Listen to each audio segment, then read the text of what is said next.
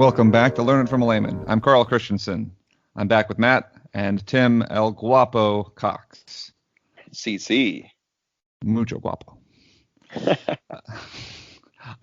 The subject of today's podcast will be the Spanish language. And we have... Tim, can I call you an expert? You sure can. You can call me lots of things if it's a long And I do. No, but Tim has a lot of experience with Spanish, not the least of which is he's actually a teacher, which I think we mentioned before in this podcast. He teaches Spanish language to a eager crowd. I am as eager as those seventh graders can be. Some more than others. But yeah, Tim speaks. Well, I can't actually grade your Spanish, Tim, but I get the impression it's pretty good. And so Tim's going to walk us through a little bit of the Spanish language today, Tim. So tell us a little bit about Spanish and why, what makes Spanish Spanish. Okay, so first of all, Spanish is an amazing and awesome language, and you should learn it if you don't know it already. And I'll just start off with some good news for you. If you are listening to this podcast, you are likely an English speaker, and Spanish is one of the easiest languages for an English speaker to learn. And so if you're picking a language to dabble in, then why not start with Spanish? And I'll talk about some of the reasons why it's a relatively easy language. I'll just mention that my dad, who speaks two different, they call them dialects of Chinese, but it's two different languages of Chinese, Mandarin and Cantonese. He lived in Arizona for 25 years, and during that time he started studying Spanish, and he was just distraught at how easy it was because there were so many cognates and similarities. He was like, this is cheating. This doesn't even count as studying. The cognates, by the way, are words that in two languages look or sound similar, generally because they are related in some way. Yeah, so maybe you're going to handle this later, but the reason that there are so many cognates between English and Spanish, Tim? Well, so let's start from the very beginning. All right. Reason number one why Spanish and English are so similar, and why you should start learning a second language or third by learning Spanish, is because they are, as far as world languages go, they are pretty closely related in the language family tree. So all languages develop over time. And so you get, over the course of centuries and millennia, your languages will diverge and become different languages. Spanish comes from Latin, along with other Romance languages. They come with French, Romanian, Italian, Portuguese, and a handful of other minor Romance languages. Anyways, English comes from the Germanic family, along with German and Norwegian, Dutch, and a handful of others. Both the Romance and the Germanic languages are descended from a common language ancestor thousands of years ago that scholars call it Proto-Indo-European. And so they group all of these languages together because after much study over the course of centuries, linguists have been able to kind of figure out how language change works, and thus kind of reverse engineer how dozens and actually hundreds of different languages and dialects all developed from, or at least in this language family, all developed from a hypothetical original language that is prehistoric. It goes back before we have any written records. Anyways, this means that languages from as far east as India, like Hindi and Sanskrit, and languages originating as far west as Welsh and Irish, Gaelic, are all related and come from the same origin. And because they're related, a lot of the words um, sound the same. For example, the word for mother across all these Indo-European languages um, sounds similar, something along the lines of matar or mother in Spanish, madre. So you get a word like madre in Spanish and mother in English, and you see they both start with an M. They both have a dental or type sound in the middle, and So end just to with. clarify, a dental is a sound made when your tongue is pressed against your teeth, That's right. Yeah, and or and If something you so has want to something get to do all with your teeth. non-layman about it. sorry. And anyways, and it was words like that that scholars started to say, wait a second, and these are too many similarities to be coincidence, and it was true. Now there are other reasons why we have cognates, but we've established quite clearly that a lot of these cognates are because thousands of years ago our common linguistic ancestors were all speaking the same language. So that's enough of that for now. Maybe someday we can do a podcast on Indo-European family because it's kind of fun. If you want to have good linguistic fun, go to Google, do an image search for Indo-European language tree, and look at like a family tree of languages. I How think they the all. number of people that are looking to have a good, fun linguistic time, Tim, is only slightly lower than the number of people that are listening still. That's right. Well, I'm a junior high school teacher, so I'm ever the eternal optimist that when I tell people to do things, they'll actually do them. Yeah, Hey, Despite all the evidence to the contrary. that's right. so question on that. You mentioned the Proto-European language dates back thousands of years. Uh, some people kind of like me who have a very passing understanding of the roots of languages. I look at things as being based on some of those classical languages like Greek or Latin. Based on what you're saying, are those ancient languages themselves, Greek and Latin, would they be descended from that Proto-Indo-European language? Yes, and so yeah, Greek. There's actually a Greek branch, the Hellenic branch, on that tree, and then the Latin branch, the Romance branch on that tree, and they are they are closer together, for example, than they are to say the Sanskrit branch, which and also along that line the Farsi or Persian branch of that tree. So, um, but anyways, yeah, those are other branches on the tree. You'll note there are some, there's a Slavic branch. And then there are languages that are not part of that family. Arabic, for example, has its own is in its own family along with other related languages like Hebrew. The languages of China have their own branch and so forth. Polynesian and Austronesian languages have their own branch, or their own, excuse me, not branch, I'm sorry, their own tree. There's no linguistic connection that we can establish.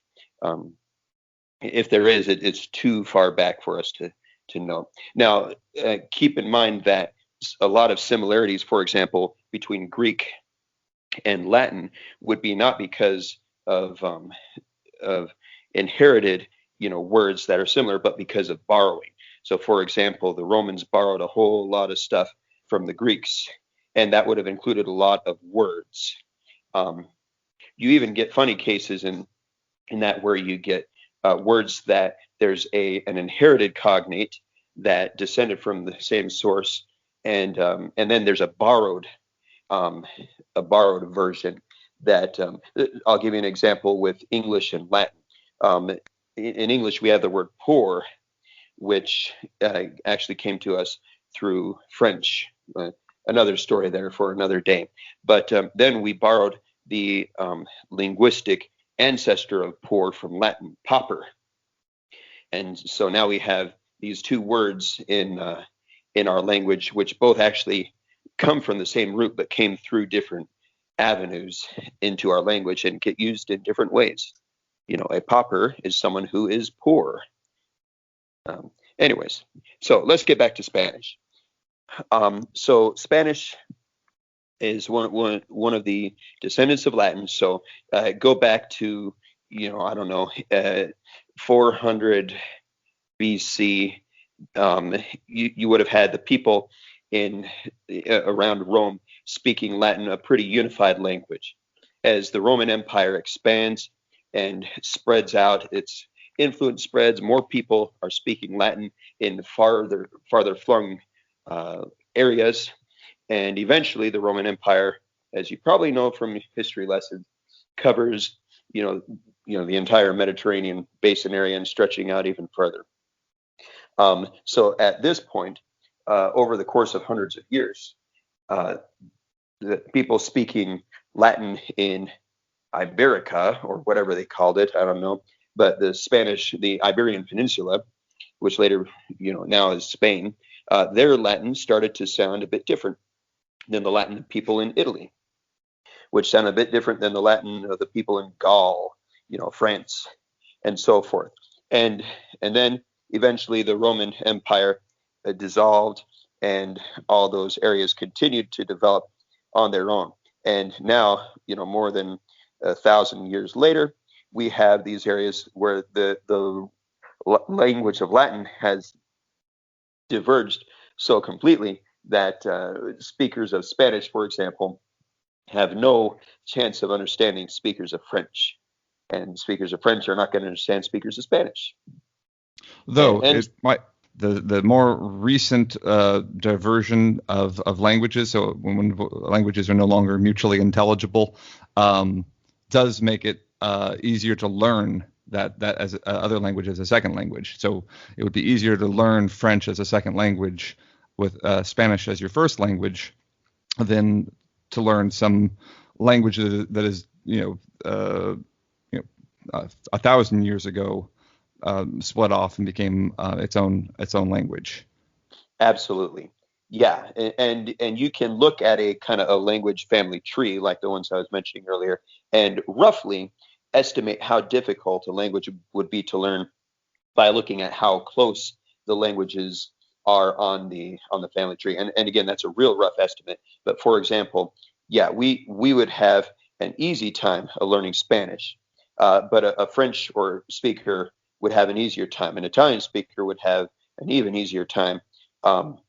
And then we would have a harder time learning, say, Russian, which is farther distance on the tree, and even probably harder time learning, say, Sanskrit, and then of course a much harder time learning, for example, Navajo, which there's no connection that we are aware of at all. And again, that's a rough estimate. Huh? There are lots of things that go into language complexity that can make learning any language hard. Certainly, yeah. Okay, so anyways, where is that? So that puts us at when Spanish kind of emerges as its own individual language, which would be in the medieval times. Now, other things happen that add color and flavor and divergence to a language. So, for example, around 700 AD, the Arab explosion, and so in the 600s, I'm not exactly sure of the years, but Muhammad founds Islam, and the Arab world begins to expand, and Islam with it, and expands quickly through the Arabian Peninsula, out across North Africa, and in fact goes all the way across North Africa and across the Strait of Gibraltar into Spain. Gibraltar, in fact, is named after the general who led the Arab armies there. I think Tariq is his name. So in Arabic, and I'm going to butcher this, but Jebel Tariq would be Mountain of Tariq. And my apologies to any Arabic speakers out there if I'm saying it wrong. But that eventually morphed over time into Gibraltar, and so that's how those mountains at the very southern tip of Spain got their name. They eventually expand all the way into Spain and take over. So for hundreds of centuries, Spain was ruled by Arab Muslim rulers, and I believe they were Arab. I suppose there were other groups that were part of the expansion of Islam. But anyways, they were Muslim rulers, and they ruled for centuries in Spain, speaking Arabic.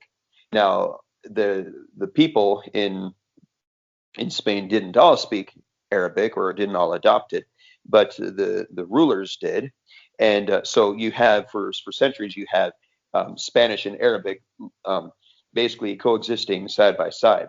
Um, it's interesting to note that this period of Spain's history was kind of a golden era because these Arabic, or excuse me, these Muslim rulers of Spain were they were actually quite tolerant, and so you had this situation where Christians and Muslims and Jews were all living together in this country at peace and able to.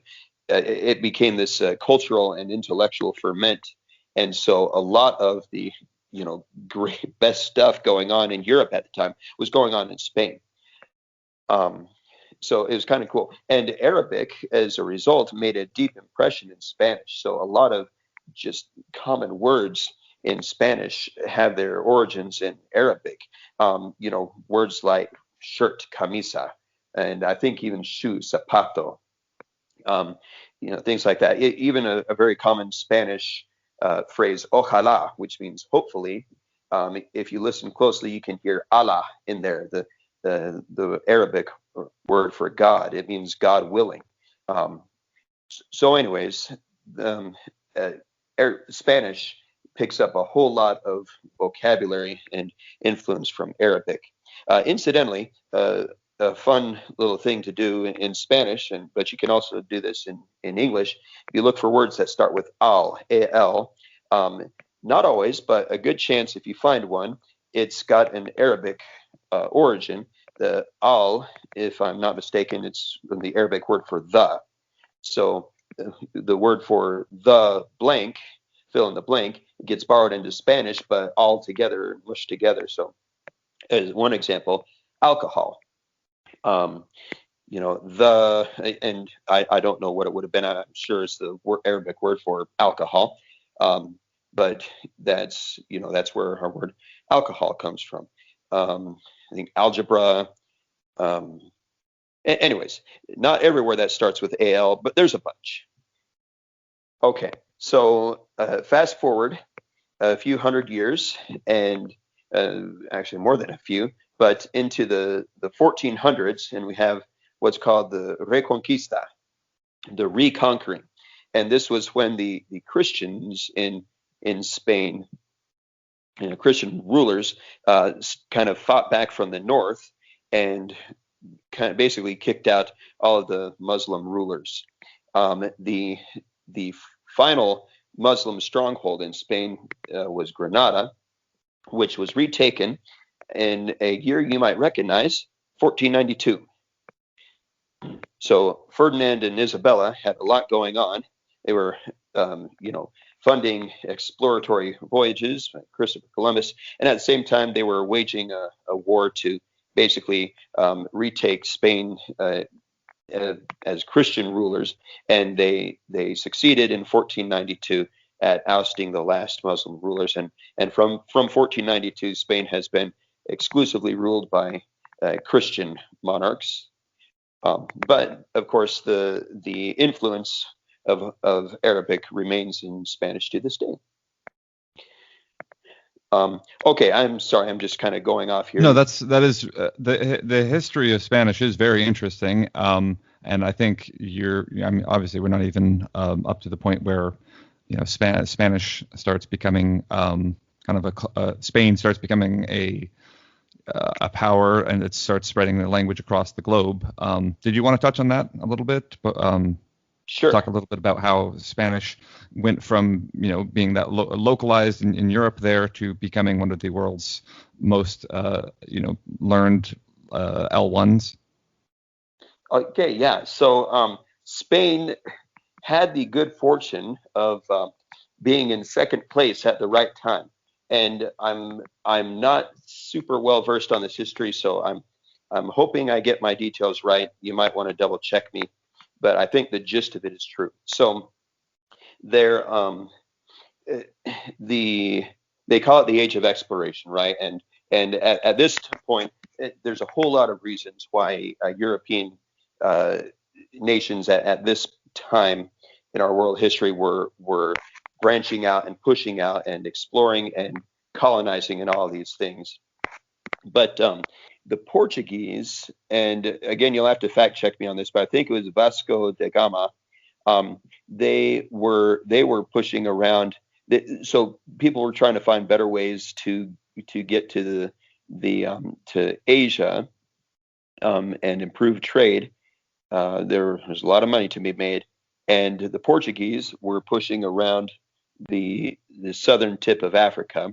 And Vasco da Gama, I can't remember when he did, but sometime it was around the same era as Columbus. But so I think Columbus actually went to the Portuguese first. They had a reputation for seafaring and all of that, and they turned him down. I think they had placed their bets elsewhere. Um, so he goes to Spain, and they, to shorten the story, say why not, and they finance his voyage. At first, Columbus's voyages don't really yield much of what Spain was hoping for, rich trade with Asia. Eventually, however, the Spaniards are able to loot and plunder the empires of the Americas, the Aztecs and the Incas, in particular, in Mexico and in Peru, and bring back fabulous wealth. They also are able to establish mines. I think there were some silver mines in Mexico, especially. But in any case, it actually causes some volatility in world markets. They flood the market with silver, and cause crazy inflation.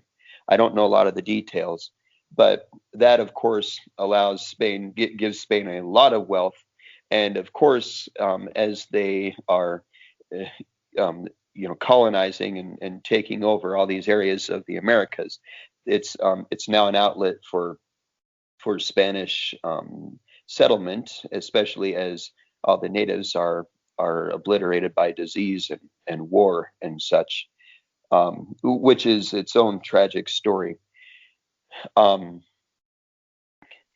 in any case, the result is that Spain acquires vast holdings of land stretching from Florida and California and up to Oregon, all the way down to the tip of South America.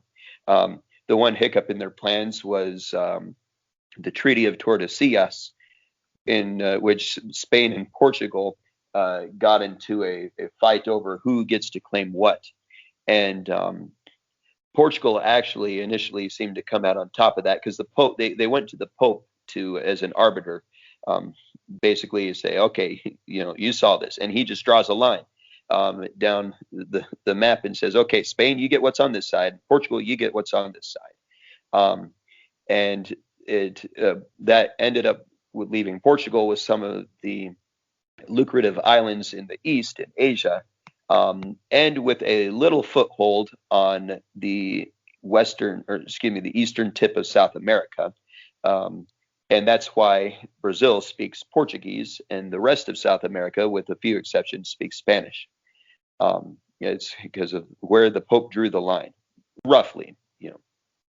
Anyways, and that's why Spanish is now, as I understand it, the second most spoken native language in the world, with millions upon millions of speakers. I think, well, shoot, I don't know how many, but every year I We can look that up. Students about all the countries, like more than 20 countries that have Spanish as an official language. So yeah, there you have it, and that's where we are today. Yeah. So tell us a little bit about, I guess, the countries now that speak Spanish. What are the most populous ones? What are the different dialects? Are they all mutually intelligible? They are all mutually intelligible. Some more than others. Okay, so the most populous Spanish-speaking country is Mexico, with I think over 200 million, though fact check me. And then you've got some South American countries that are also quite populous. Colombia, Peru, and Argentina probably, I'm guessing, are the biggest there. And then, but you've also got lots of other countries that have millions upon millions of people: Chile, Bolivia, Ecuador, Venezuela has a large population. You got, of course, Spain itself. There is one colony that Spain established in Africa, Equatorial Guinea, which still has Spanish as an official language. And then, of course, there are Central American nations: Guatemala, El Salvador, Honduras, Nicaragua, Costa Rica, Panama, and then the Caribbean nations: Cuba, Dominican Republic, and I guess Puerto Rico isn't a sovereign nation, but it's certainly a culturally independent island that also speaks Spanish. And that's not even counting the Spanish-speaking diaspora. You have millions upon millions of Spanish speakers in the United States. In fact, if we were just to count the speakers of Spanish in the United States, it would probably be one of the most populous Spanish-speaking countries. Right. So, yeah. As far as dialects go, they're all mutually intelligible.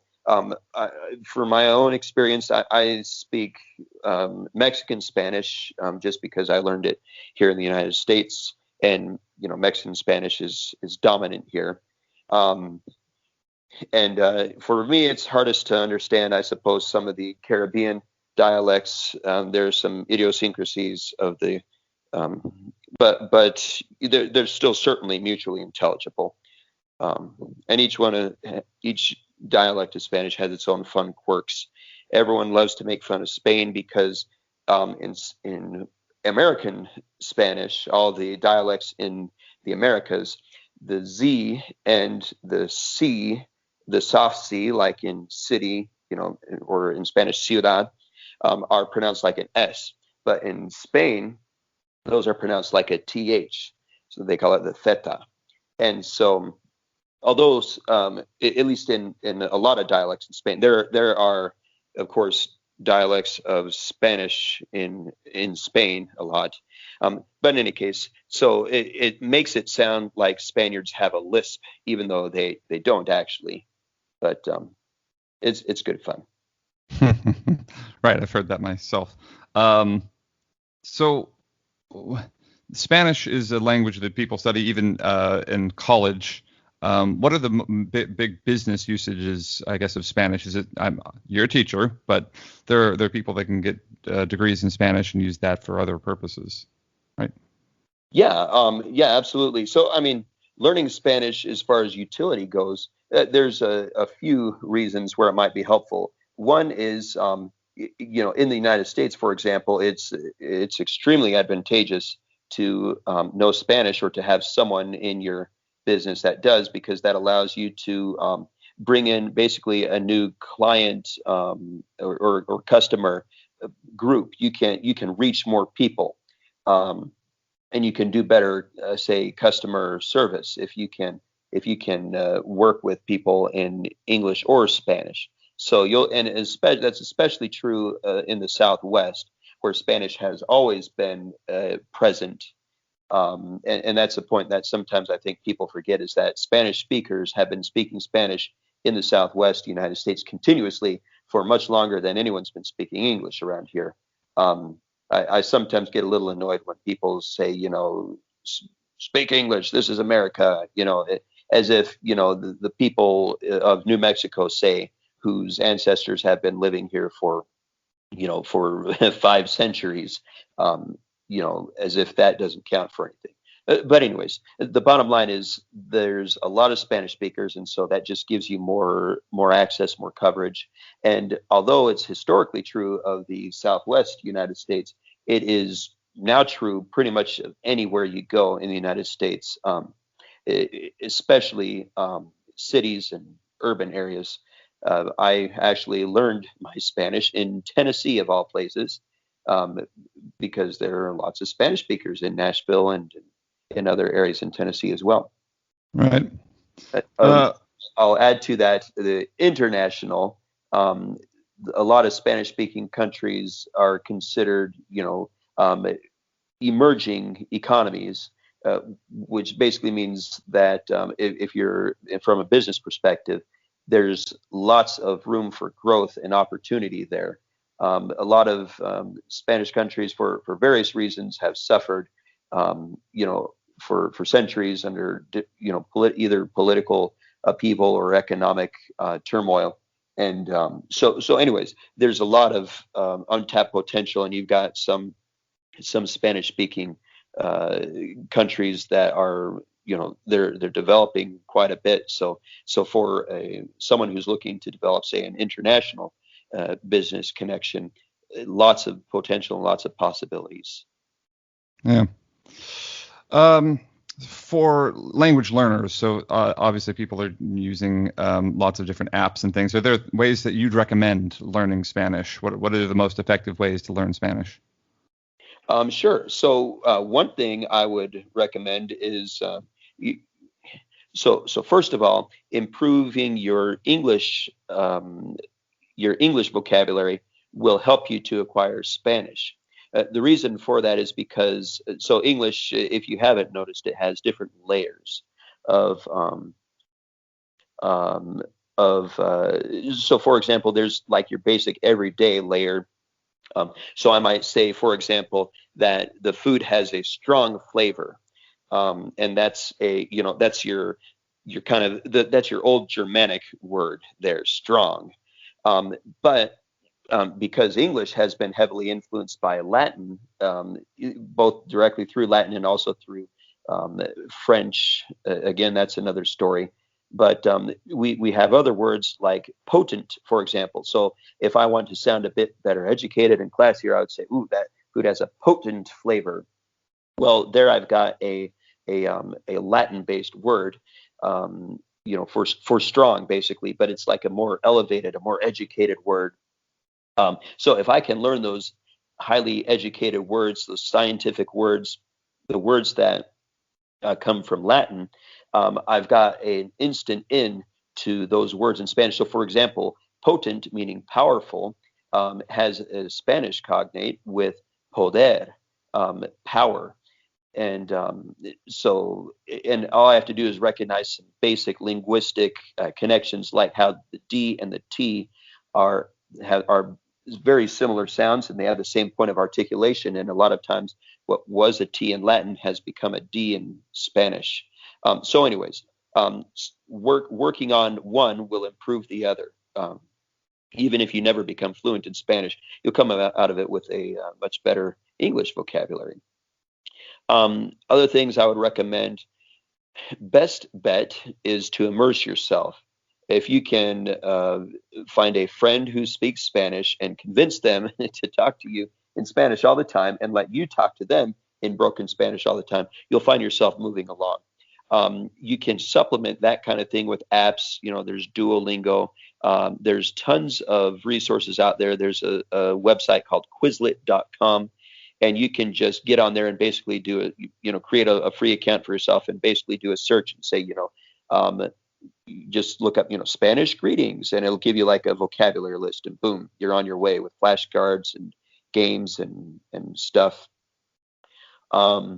So you don't have to pay out money to start learning a language.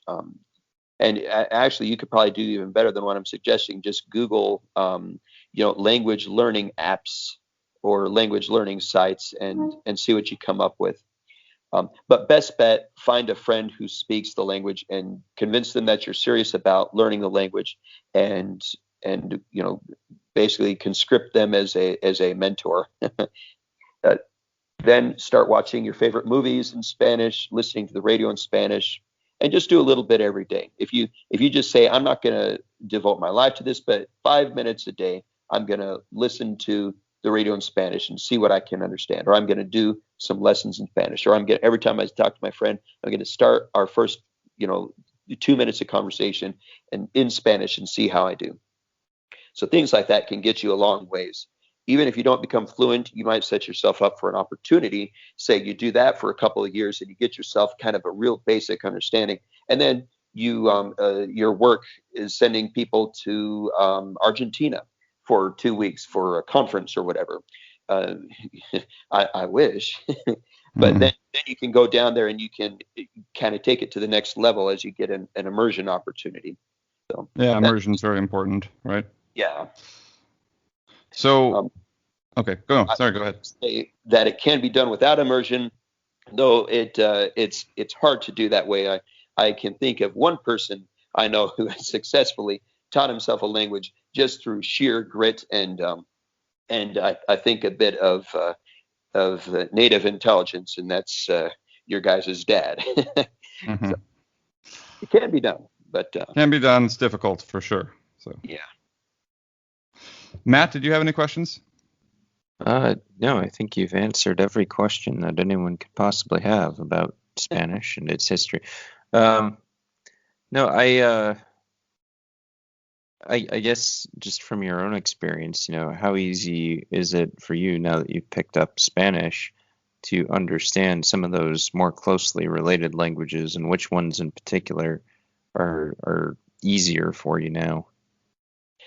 Okay, so I'll start with the easiest. Portuguese is super closely related to Spanish. It's hard to convey it to an English speaker because there is no equivalent. It's very close. So to the point where a Portuguese speaker would probably be able to understand a lot of what a Spanish speaker is saying, especially if they talk slowly. It's a little harder for Spanish speakers to understand Portuguese, but with a little practice and a little learning of how Portuguese differs, you can actually do pretty well. So Portuguese is the easiest, and again, there's no language that is as close to English as Portuguese is to Spanish. I'm confident that if I got dropped in Brazil or Portugal, I wouldn't starve. I'd have a hard time, but I'd probably be able to get my meaning across and get the gist of what people were saying. Italian is quite close, though it's not mutually intelligible. I haven't made a hard study of that, so I can't say, how easy it is, but just from having seen Cognates and kind of how some of the language works. A Spanish speaker going from Spanish to Italian would be a pretty simple trick.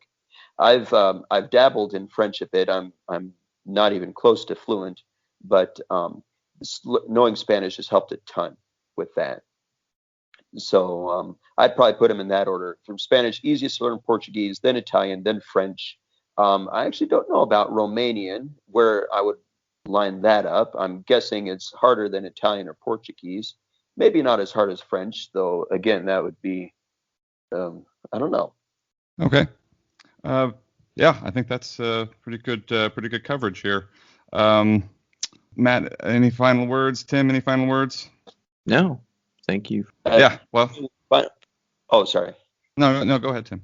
I was going to say final words for me would be gracias a todos ustedes por escucharnos y espero que la próxima vez que hablemos estaremos hablando español. I've said I don't like it when you call me that. That's right. You estaremos hablando. No, I said thank you to all of you for listening, and I hope that the next time we talk, we will be talking in Spanish. Awesome. Well, that seems a great way to end. Until next time, bonus nachos. Bonus nachos.